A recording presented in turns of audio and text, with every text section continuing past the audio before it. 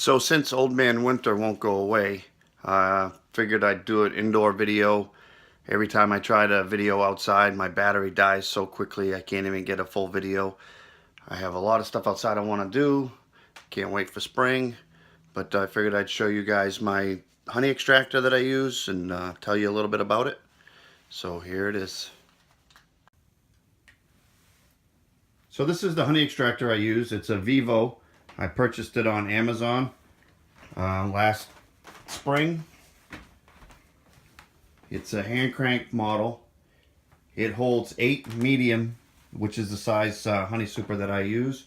So that's what I liked about it the most. A lot of other ones out there, they only hold like 3 or 4.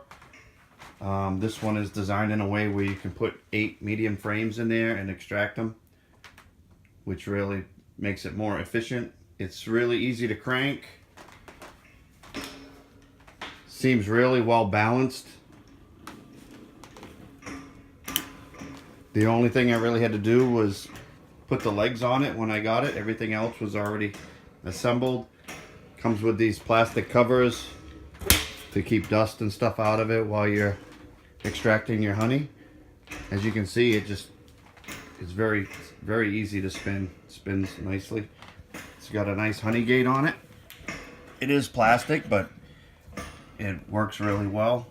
I think I have some video from when I did the extraction that I'll try to put in with this video so you can see it when it works. The best thing to do is if you're going to extract honey with a hand crank unit is find some kids.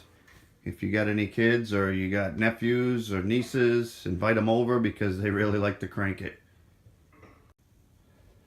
So one of the things they don't really explain to you on the website is how these are made.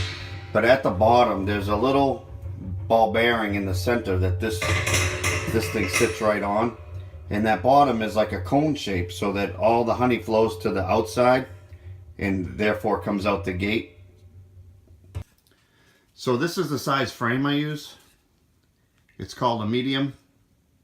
And I'll show you how they go inside. So when this has got the honey and the wax all in it, you actually slide it right like this. And it sits down there on the bottom. And then another one would go right here, another one right beside it, until you had 8 in there. If you didn't have 8 to do, you'd want to put them opposite of each other so it would stay more balanced. One thing that does happen when you start really getting to spinning, if you have some frames that weigh more than others, it will be out of balance a little bit, but I think they're all like that unless you buy a big commercial machine that has enough counterweight on it to keep it from moving. So what I do is I have a sheet of plywood I screw it down to, and then when I'm cranking it, I'm standing on that plywood, and that's keeping it from moving all around. Once you're done, you just lift the frame right out.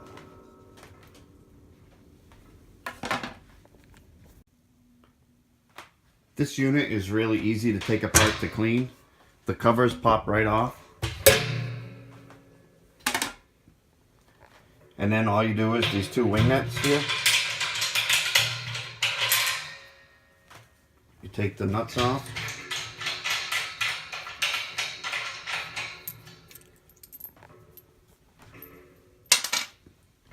And then this unit lifts right off. So as you can see, it just 2 wing nuts, comes right off. And then you just lift the basket right out. And you can see right down in the center, there's a little ball bearing in there that you need to put a little bit of food grade grease on. And that's what keeps it spinning. And you can kind of see the cone shape. And that's what lets the honey go to the outside of the tank. And then for reassembly, you just set it back in on that bearing. It's going to be kind of hard to do one-handed, but you drop that back in.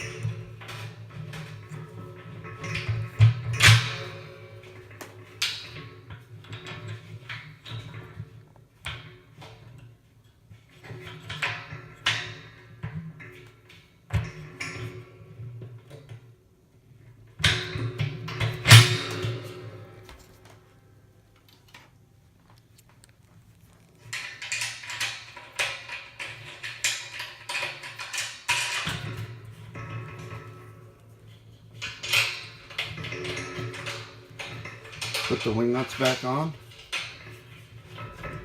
Making sure that this is not rubbing the sides at all, because you can slide this back and forth.